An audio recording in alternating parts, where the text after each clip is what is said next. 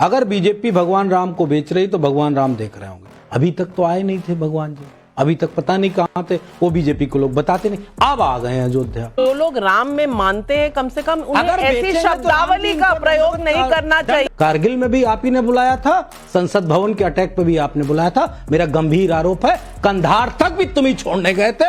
ये करने वाले चलिए राम राम राम राम राम राम बोल के मानते हो। कौन कहता था अगर लाशें गिरानी पड़ती तो और लाशें गिराता?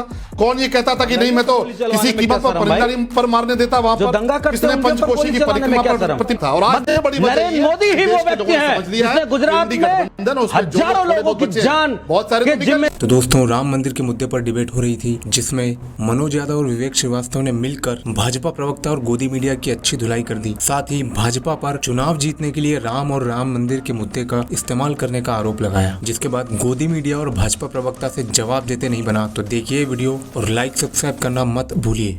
पिक्चर चालू करो बे। राम लला की प्राण प्रतिष्ठा का आपके वोटिंग पैटर्न पर फर्क पड़ेगा या नहीं, ये हमने जनता से पूछा। पर 54% लोग कहते हैं मोदी सरकार को क्रेडिट जाएंगे। ये पब्लिक की राय है, ये हमारी राय नहीं है। पब्लिक से डोर टू डोर सर्वे में पूछा गया। ऐसा नहीं हो सकता, कह दो कि ये झूठ है कि राम मंदिर बड़ा मुद्दा है, लेकिन विपक्ष को ऐसा लगता ही नहीं। विवेक श्रीवास्तव जी, विपक्ष ने क्या भारी गलती कर दी राम लला के मुद्दे को आर पार की लड़ाई बना के? देखिए, राम के ऊपर इलेक्शन लड़ना ही गलत है। ये मॉरली गलत है, स्पिरिचुअली गलत है, आध्यात्मिक तरीके से गलत है। ये राम के नाम का मिसयूज है। आप पब्लिक को इमोशनल करते हैं। मैं तो देखता हूं प्रवक्ताओं को भाजपा के आते हैं, रामायण की चौपाइयां बोलते हैं, पब्लिक को इमोशनल करते हैं, कहते हैं साहब वोट दे दो, वोट दे दो, वोट दे दो। क्या बात है सर, क्या बात है सर, क्या बात, ये बात है। शर्म करो, भगवान से डरो। सब कुछ कोर्ट के हिसाब से हुआ है। आप पढ़िए उस जजमेंट को। उस जजमेंट में राइट टू फेथ को फॉलो करते हुए सुप्रीम कोर्ट ने स्पेशल सेक्शन के तहत अलाउ किया कि वहां पे टेंपल आए। और ये क्या करना चाहते हैं अब आप? ये कहते हैं साहब 3-4 हजार और ऐसी मस्जिदें ढूंढो, सब पे केस डालो, सब कुछ पोलराइज करो। डेवलपमेंट हमारे बस का नहीं है। 80 करोड़ लोगों को खाना तो हमें खिलाना पड़ता है ना सरकार को। शेमफुल। अरे बाप रे, ये तो धोती खोल रहा है। 141st आपकी रैंकिंग है स्टैंडर्ड ऑफ लिविंग में, यानी किस तरह का घर, किस तरह का खाना, किस तरह का कपड़ा, उसमें आप 141st। फिर कहेंगे साहब इतने बिलियन की इकोनॉमी हमने खड़ी कर दी। It is skewed economy. कुछ बड़े उद्योगपतियों के हाथ में सब कुछ है और बाकियों के हाथ में तो एक प्लेसमेंट नहीं है कॉलेजेस में। बेशर्मो, शर्म करो, शर्म। स्कूल की फीस और कॉलेजेस की फीस पर नजर मारिए। लड़ेगी भाजपा। राम पे क्यों लड़ रही है? क्योंकि फेल हुए हैं और लोगों को, इसलिए ये राजनीति देश के लिए गलत है। फैक्ट चेक कर दूं आपको, जो कोर्ट ने वर्डिक्ट दिया था वो सिर्फ फेथ पर नहीं था, टाइटल सूट था, उस पे एविडेंस था कि टाइटल किसके पास था पहले, तो सिर्फ फेथ पर ये मुद्दा नहीं था। हम मालूम है तेरे बाप को मत सिखा। चल, जो लोकतंत्र की बात करता हो, लोकतंत्र में 543 में जिसका एक एमपी हो, जिसका एक एमपी हो, नहीं पड़ता। तुम्हारे भी दो थे, वो लोकतंत्र की बात करता है। आपके भी दो थे, वो जनता की आवाज की बात करता है। वो अपनी जनता की आवाज वो है, जनता की आवाज संसद के भीतर है। बिल्कुल। इसमें 543 में से 353 नीतीश कुमार की क्या आइडियोलॉजी है? यहाँ पे भारत के कुमार की क्या आइडियोलॉजी है? और सुन लो आगे, चुप, बिल्कुल चुप। और सुन लो आगे। नीतीश कुमार की क्या अरे सुन तो लीजिए ना। नीतीश कुमार बोल दीजिए। अरे सर, क्या आप मेरे वरिष्ठ मित्र हैं, मुझे बताइए, नीतीश कुमार जो पलटू राम की तरह आ जा रहे हैं। आप राम और नीतीश, मोदी और कोर्ट में इतने कंफ्यूज हैं, लेकिन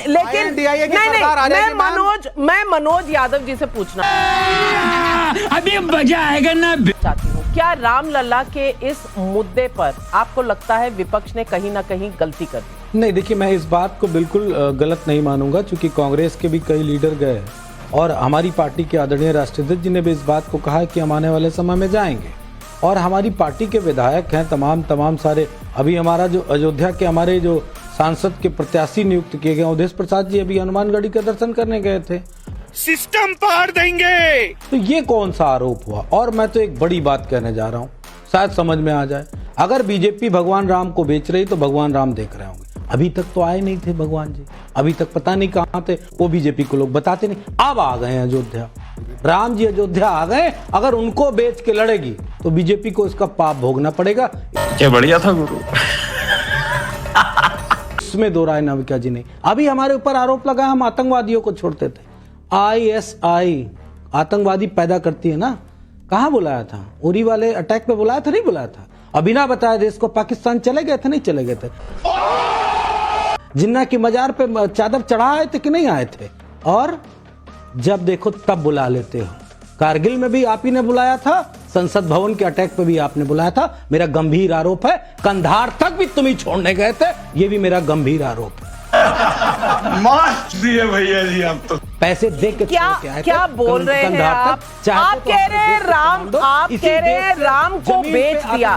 मुझे पहले अव्वल तो ऐसे लगता है कि जो लोग राम में मानते हैं कम से कम उन्हें ऐसी शब्दावली का प्रयोग नहीं करना चाहिए। और आप नेशनल सिक्योरिटी के मुद्दों में जनता की राय का मिश्रण करके कुछ और ही हलवा बना रहे हैं।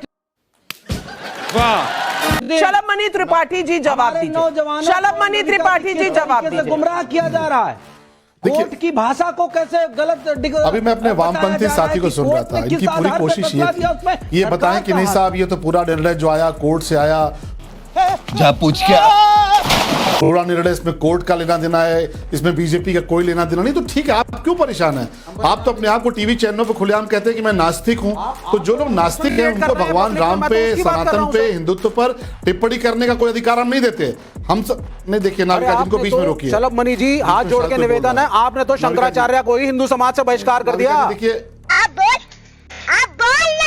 जो सर्वोच्च है हिंदू समाज में, आपने तो उसी को उठा के बाहर फेंक दिया चारों को। और कहा वो आए ना आए, मोदी जी हैं, मोदी जी करेंगे। पट्टी खुलती तो बौखलाते क्यों हैं आप? नहीं मैं तो आपको बता रहा हूं, पट्टी जो आपने खुलती है किया है, क्यों आपने राम के नाम को बेचा है वोटों के लिए। टिप्पणी करने वाले चलिए राम राम राम राम राम राम बोल के वोट मांगते हो। दूसरे ऐसे चुप कर बे कुत्ते। पैनलिस्ट हैं जो कह रहे हैं राम को बेचा जा रहा है। शलभ मणि त्रिपाठी जी पहले तो इसका जवाब दीजिए। जो मनोज यादव जी और विवेक जी का आरोप है कि राम के नाम को बेचा जा रहा है।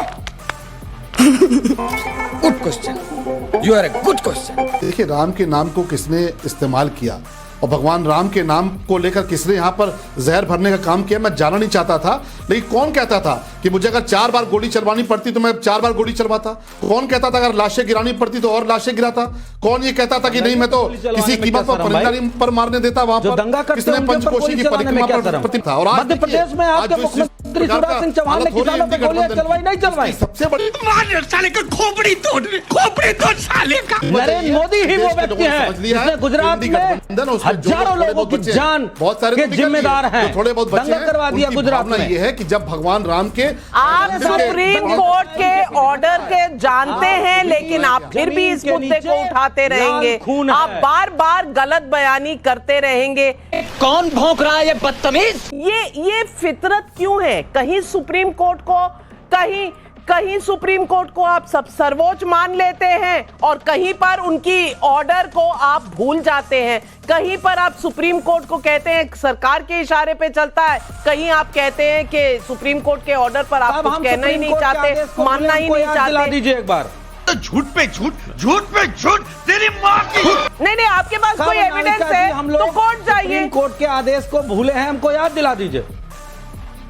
हम कब भूले हैं? हम कब सुप्रीम कोर्ट के आदेश को बोले हैं? एसआईटी ने मुझे याद दिलाइए। एसआईटी ने क्लीन चिट दी, एक बार नहीं 2 बार, और सुप्रीम कोर्ट की मोहर लगी है। ये आप जानते हैं या नहीं? मैं नहीं जानते? कह रहा हूं। नहीं। समाजवादी पार्टी ने कब सुप्रीम कोर्ट के आदेश का उल्लंघन किया? अभी किया। अरे ये सामने बैठे नरेंद्र मोदी को यही तो सुप्रीम कोर्ट की धज्जियां उड़ाता है। अभी आपने किया, शर्म आनी चाहिए आपको। सुप्रीम कोर्ट से क्लीन चिट मिलने के बाद देश के प्रधानमंत्री को देश के भीतर और देश के बाहर जाकर के आप झूठ बोल रहे हैं। आप पर कंटेम्प्ट ऑफ कोर्ट का केस चल सकता है। से सवाल पूछते हैं। हमने सवाल नहीं है, आपने कहा पूछा था जब आपने कहा कि नरेंद्र मोदी जिम्मेदार है। की लड़ाई में भी घुसे बैठे थे।